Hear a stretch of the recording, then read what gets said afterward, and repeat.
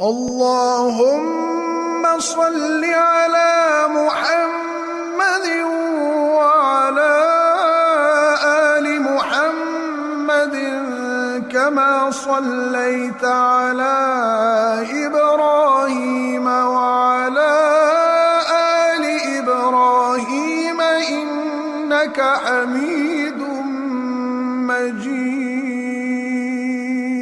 اللهم بارك على محمد وعلى آل محمد كما باركت على إبراهيم وعلى آل إبراهيم إنك حميد مجيد۔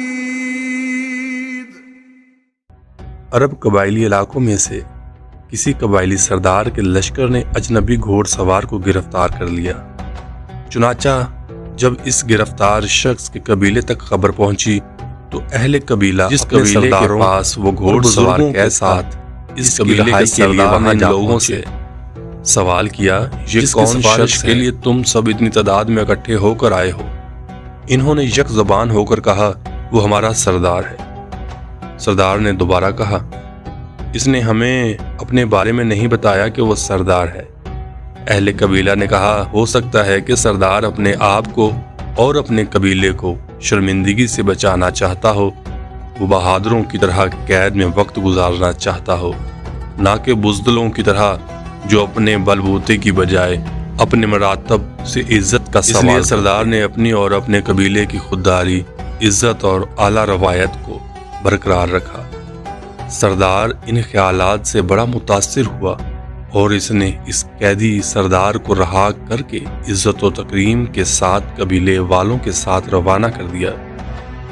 کچھ دنوں کے بعد اس سردار کے پاس خبر آئی کہ وہ رہا ہونے والا شخص اس قبیلے کے سردار کی بجائے اونٹوں کا عام سا چرواہا تھا۔ سردار کو بڑا تعجب ہوا اور اس نے قبیلے والوں کے پاس یہ پوچھنے کے لیے ایک ارجی بھیجا کہ یہ کیا ماجرا ہے۔